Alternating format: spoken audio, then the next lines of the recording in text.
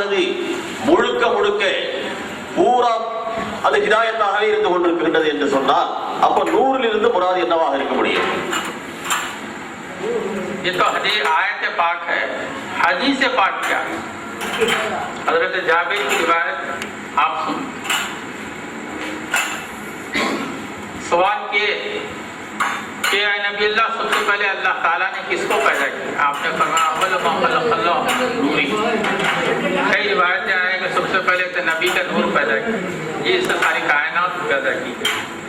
ये इस आयत पाक और हदीस पाक से नबी करीम सल्लल्लाहु अलैहि वसल्लम की ज़ात अक़दस नूर ही नूर है।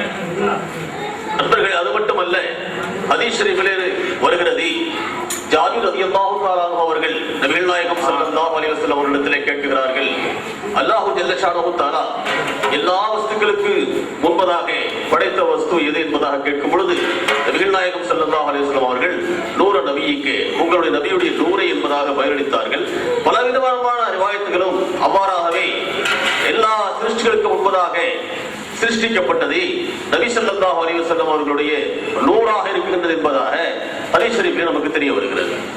बुजुर्गों, हम अहले तरीक़ है, जो मोमिनीन है उनको तो अक़ीदा रखना चाहिए, बिलखुसूस अहले तरीक़ को ये अक़ीदा रखना चाहिए कि नबी करीम सल्लल्लाहु अलैहि वसल्लम की ज़ात अक़दस मुजस्सम नूर है, इसमें कोई शक है और इसमें कोई गुमान नहीं आना चाहिए। ये सरापा सरकार दो आलम की ज़ात नूर मुजस्सम है।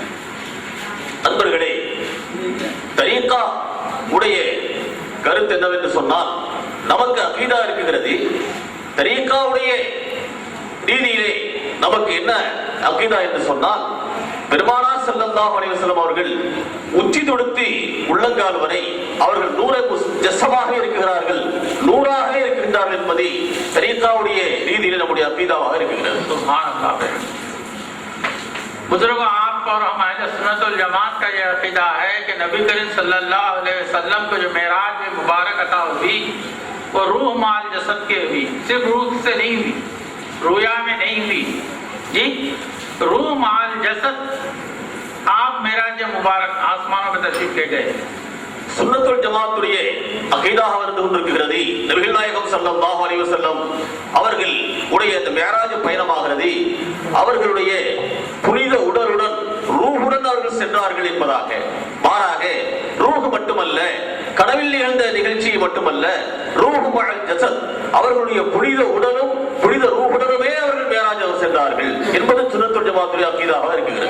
कुरान से खुद सबूत है कि शाद मुबारक सुबहानल्लज़ी अस्रा बिअब्दिही लैलन मिनल मस्जिदिल हराम इलल मस्जिदिल अक़सा लज़ी बारकना हौलहु। तो अस्रा बिअब्दिही, अल्लाह ताला ने अपने बंदे को ले गया, अब्द को ले गया। अब्द सिर्फ रूह का नाम नहीं है, अब्द कहते हैं जिस्म और क़ल्ब और रूह को रखने वाले को अब्द बोलते हैं।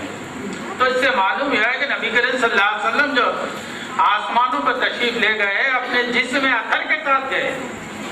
நண்பர்களே, குர்ஆன் ஷரீஃபிலே அல்லாஹ் ஜல்ல ஷானஹு தஆலா சொல்கிறான், சுப்ஹானல்லதி அஸ்ரா பி அப்திஹி லைலன் மினல் மஸ்ஜிதில் ஹராம் இலல் மஸ்ஜிதில் அக்ஸா என்பதாக தன்னுடைய அடியாரை இரவில் சொற்ப நேரத்திலே மஸ்ஜிதுல் ஹராமில் இருந்து மஸ்ஜிதுல் அக்ஸாவிற்கு அழைத்து சென்றானே, அத்தகைய அல்லாஹ் பரிசுத்தமானவன் என்பதாக அல்லாஹ் ஜல்ல ஷானஹு தஆலா சொல்கிறான். அப்து என்று சொன்னால் ரூஹ் ஜிஸ்மு இரண்டிற்கும் சேர்த்துத்தான் அப்து என்பதாக சொல்வதை தவிர அப்துக்கு மட்டும் ரூஹுக்கு மட்டும் அப்து என்பதாக சொல்வது கிடையாது. ஆகவே பெருமானார் ஸல்லல்லாஹு அலைஹி வஸல்லம் அவர்கள் 7 வாரங்களையும் கடந்து சென்றார்கள் என்று சொன்னால் அவர்கள் தங்களுடைய புனித